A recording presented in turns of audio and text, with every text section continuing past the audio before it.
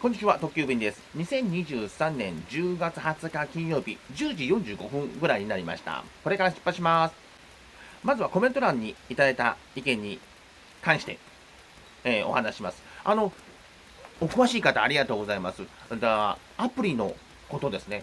昨日かな、一昨日かな、自然に自動オフラインになってしまう。それはなんでかなって話したら、教えてくださいました。この方が教えてくださったのは2つです。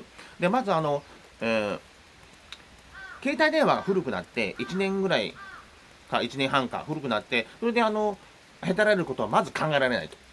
で、それは僕の実感とちょっと違うんで、違うんですけど、それはまあ置いといて、で、えー携帯電話は大丈夫だとして、OS かアプリのどっちかが、ちょっと問題があって自動オフラインになるんだって話でした。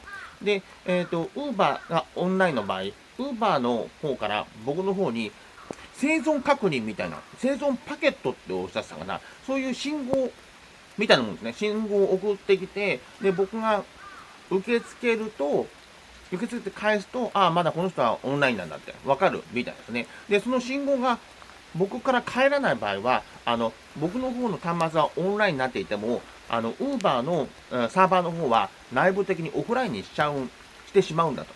で、しばらく経ったらもう一回送ってきて、で、僕の生存確認をして、で、それが何度か繰り返して、何度もダメだった場合は、こっちもピロンってオフラインしちゃうんだと。ということでした。ただですね、実際問題、受けられない状態が続いてましたんで、僕はもう1メガで稼働する気にはなれないですね。うん。やっぱり、ブロードバンド使ったまんまにします。で、その生存パケットが確認できない。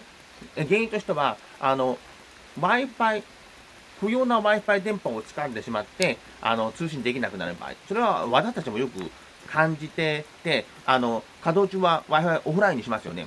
原因が一つと、あと、省電力モードが原因の場合もあるし、私がやってるスリープ状態での稼働のことも考えられるってお話でした。あと1M の状態で、1メガか。1メガの通信帯で、仕事を受けられないのはどうしてか。で、その方は、普通は受けられるはずだ。というお話でした。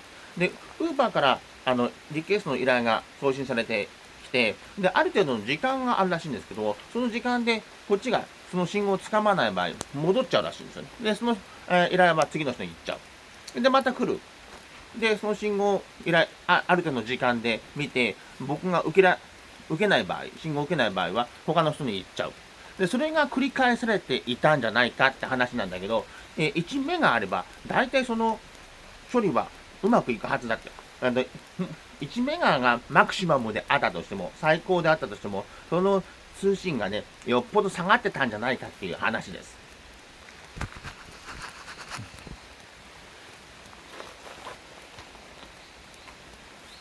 皆さん、私の顔が見えますか？すぐ曇っちゃうんですけどね。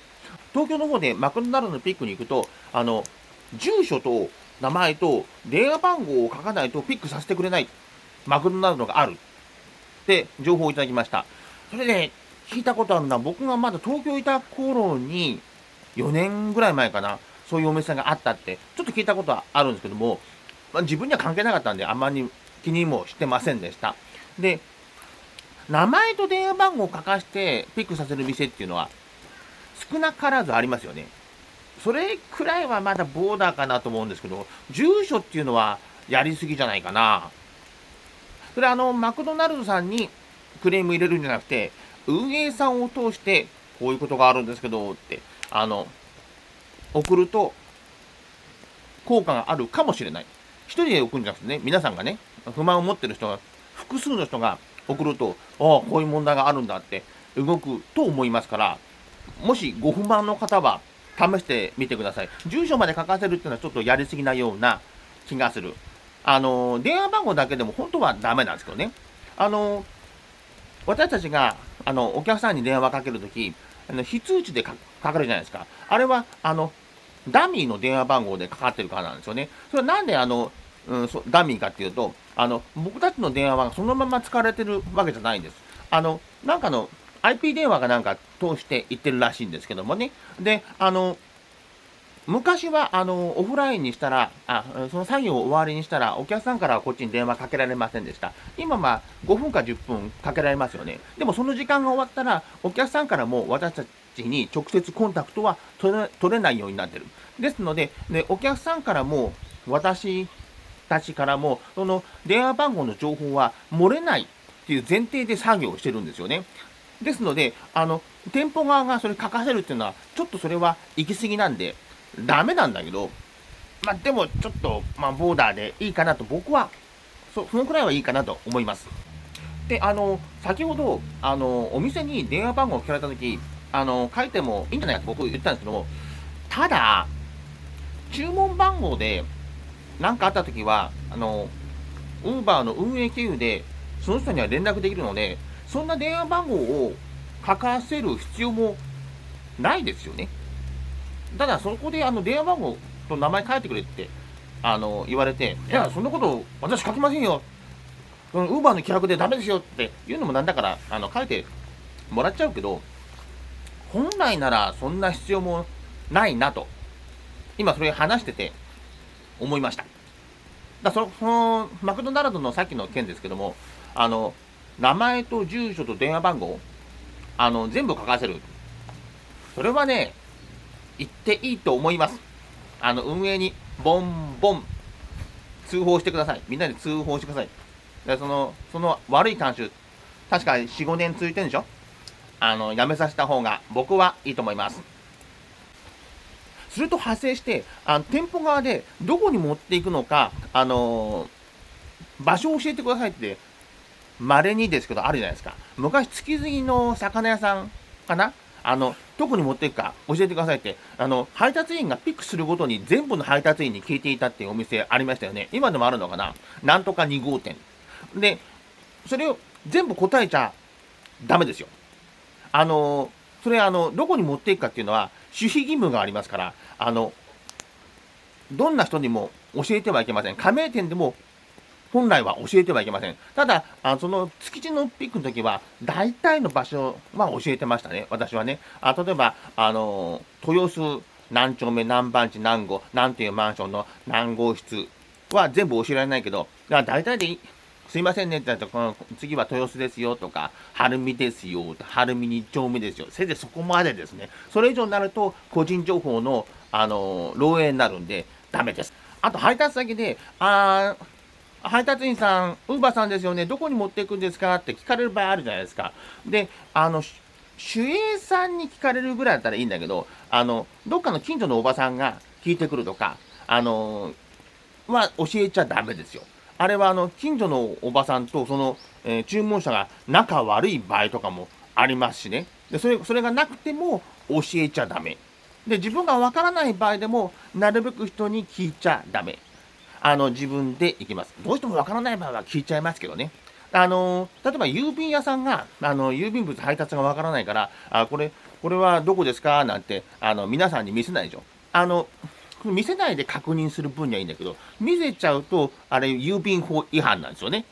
で、僕たちは郵便屋さんじゃないから、郵便法違反にはならないけど、同じような守秘義務はあるんで、教えてはいけません。すいません。また話が長くなりました。出発します。ゴーゴー！危険公園待機です。さっき運営に通報するって話なんですけど、一人で誰か運営に通報するじゃないですか。それだけだと、多分ね、運営さんも、なんか、難しい配達員さんだなぐらいで終わっちゃうと思うんですけど、結構ね、みんなでね、示し合わせてて通報ってことまでしなくても、みんながね、通報すると、効果はあると思います。で、東京で始めた頃、西麻布にパンダみたいな名前の中華料理店があって、クンクンだか、シャンシャンだか、チョンチョンだか、そんな名前でした。実際の名前は言いませんけどね、そういう名前だったんですよ。で、そこ行くとね、メモにね、声掛けするなって書いてあってね、店舗に到着しても、ウーバーでーすって入ってっちゃいけないって言うんですよ。で、お店の人が、到着したらもう分かるから言うなってことなんですよね。ただね、店舗に到着しても、そのお店の人がなかなか気づかないこと多いんですよ。で、4、5分待って、やっと従業員さんがちょっと出てきて、すいません、ウーバーですけど、とかね、声かけすると、やっと気づくって。だから実際にはね、お店の人、全然分かってないって場合が多かったんです。でも、声かけすると、声かけするんじゃないって怒られちゃって、で、みんな嫌がってね、行かなくなったんです。で、そういうね、報告もね、各配達員から、たびたび、運営に入ったと思うんですよね。で、これは僕の、直接、経験したことではないですけども、ツイッターでその時見てたら、やっぱりね、運営からね、配達員にヒアリングが来たらしいですね。くんくんだかシャンシャンだかお店、なんで皆さん行かないんですかと。で、それ話した後、多分ね、お店に、指導みたいに入ったと思うんですけど、そのお店は強くてね、指導が入ったぐらいじゃね、ポリシー曲げませんでしたね。全然変わらなかった。でも、とりあえずは運営は、お店には指導してくれたみたい。その形跡はあります。初なりです。初店です。フランス料理 ?25 分熟成いきます。真鶴ドロップです。次入ってます。次行きます。2軒目、篠崎ドロップです。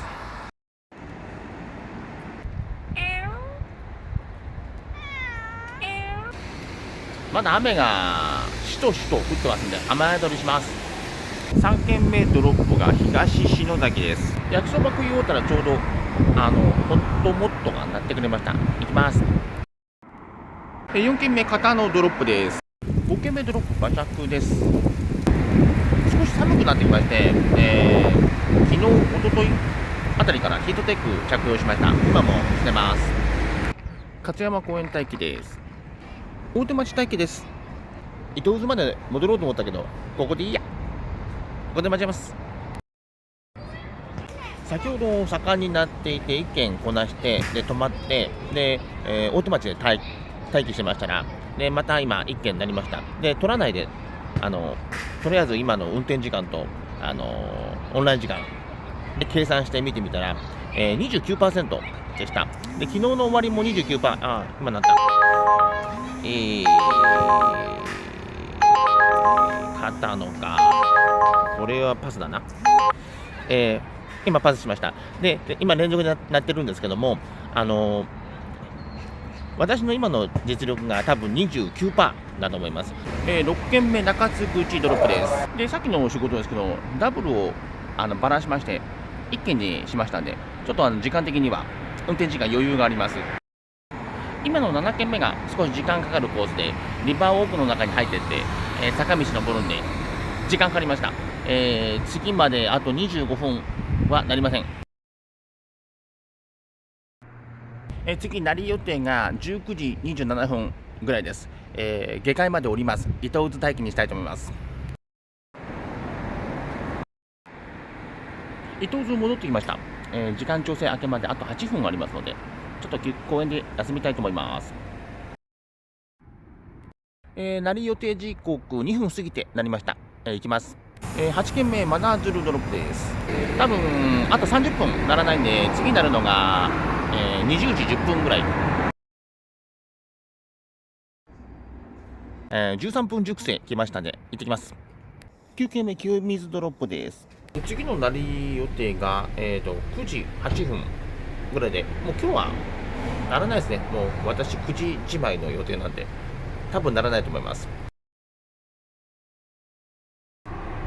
今終わりにしました。予想通り最後はなりませんでした。運転時間の利用率は 29.2% でした。かなり冷え込んできましたんで、暖かくして帰ります。また明日です。